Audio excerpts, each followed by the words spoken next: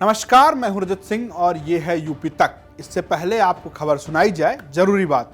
अगर आप राजनीति के पक्के वाले दर्शक हैं, यानी राजनीति को समझने की कोशिश करते हैं, उसमें रुचि है, तो आप विजिट कर सकते हैं हमारी वेबसाइट www.uptak.in पर। अब आते हैं राजनीतिक परिवारों पर। दरअसल उत्तर प्रदेश में कई राजनीतिक परिवार हैं। मुलायम सिंह का परिवार है, चौधरी चरण सिंह का परिवार है। ऐसा ही एक राजनीतिक परिवार है जो लंबे समय से उत्तर प्रदेश की राजनीति में सक्रिय है, और ये परिवार है सोनेलाल पटेल का। सोनेलाल पटेल की जो बड़ी बेटी है अनुप्रिया पटेल, वो अपना दल एस की राष्ट्रीय अध्यक्ष हैं और फिलहाल केंद्रीय मंत्री हैं। वहीं उनकी दूसरी बेटी है पल्लवी पटेल, जो अपना दल कमेरा, एक दूसरा गुट है, उसकी कार्यकारी अध्यक्ष है। लेकिन इस बीच जो चर्चा है उस पूरे राजनीतिक परिवार में, वो है उनकी तीसरी बेटी का, यानी अमन पटेल, जो सबसे छोटी बेटी है। उनकी एंट्री हो गई है एक किस्म से कहें चर्चा में, क्योंकि उन्होंने एक चिट्ठी लिखी है। उन्होंने चिट्ठी लिखी है डीजीपी को, और उन्होंने अपनी बड़ी बहन पल्लवी पटेल पर कई गंभीर आरोप लगाए हैं। उन्होंने संपत्ति हड़पने का आरोप लगाया है। इसके अलावा पल्लवी पटेल के पति पंकज निरंजन के ऊपर अपनी मां कृष्णा पटेल के ऊपर दबाव बनाने का आरोप लगाया। यही नहीं, उन्होंने यूपी पुलिस से गुजारिश भी की है कि कृष्णा पटेल को सुरक्षा दी जाए। आइए विस्तार से जानते हैं कि आखिर अमन पटेल ने अपनी चिट्ठी में क्या क्या लिखा है और क्या गंभीर आरोप लगाए हैं। पहला आरोप है कि पिता सोनेलाल की संपत्ति थी, जिसे 2015 में पल्लवी पटेल ने अपने नाम करा लिया।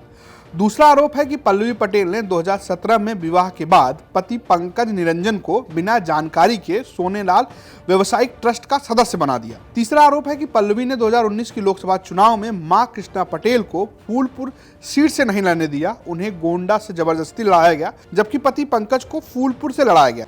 ध्यान देने वाली बात यह है कि फूलपुर से ही सोनेलाल चुनाव लड़ते रहे।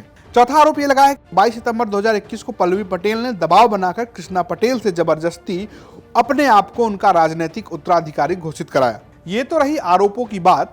जब यूपी तक की टीम ने दोनों पक्षों यानी पल्लवी पटेल और अमन पटेल से बात करने की कोशिश की, तो फिलहाल उन्होंने इस मामले में कोई भी प्रतिक्रिया नहीं दी।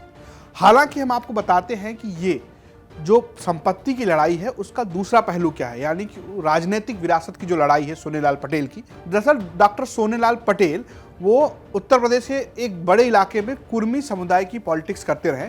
उन्होंने अपने राजनीतिक शुरुआत कांसीराम के साथ की थी, लेकिन जब मायावती का वर्चस्व बढ़ा तो उन्होंने अपनी अलग पार्टी बनाई, अपना दल। हालांकि सोनेलाल अपने पूरे जीवन भर संघर्ष करते रहे, लेकिन खुद कभी भी चुनाव नहीं जीत पाए।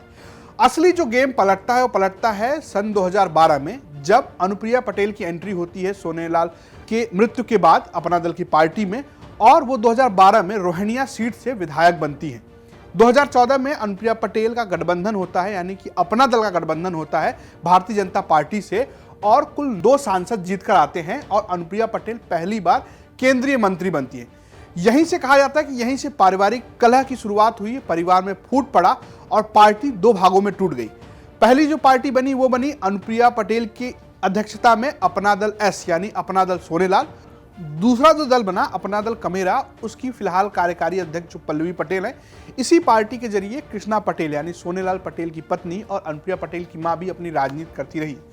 असली जो चुनौती आई राजनीतिक विरासत की, वो आई 2017 के विधानसभा चुनाव में, जब दोनों पार्टियां आमने सामने खड़ी थी। अपना दल एस यानी अनुप्रिया पटेल की जो पार्टी थी, उन्होंने भारतीय जनता पार्टी के साथ अपना गठजोड़ जारी रखा और कुल 11 सीटों पर अपने प्रत्याशी उतारे, और कमाल के स्ट्राइक रेट के साथ उन्होंने 9 सीटें जीती। ये अपने आप में बड़ी बात थी, यानी कि उन्होंने कांग्रेस पार्टी से ज्यादा विधायक विधानसभा में भेजे। इसके बाद एक तरीके से यह माना जाने लगा कि अनुप्रिया पटेल सोनेलाल पटेल की उत्तराधिकारी यानी राजनीतिक उत्तराधिकारी बनकर सामने आई हैं। 2019 में भी अनुप्रिया पटेल की पार्टी ने अच्छा प्रदर्शन किया और फिर अनुप्रिया पटेल एक बार केंद्रीय मंत्री बनी। अब जब 2022 का चुनाव है तो फिर से राजनीतिक कलह शुरू हो गई है। हालांकि अनुप्रिया पटेल की तरफ से एक बार कोशिश की गई थी, उन्होंने अपनी मां को प्रस्ताव भेजा था, जिस पर सकारात्मक जवाब नहीं आए।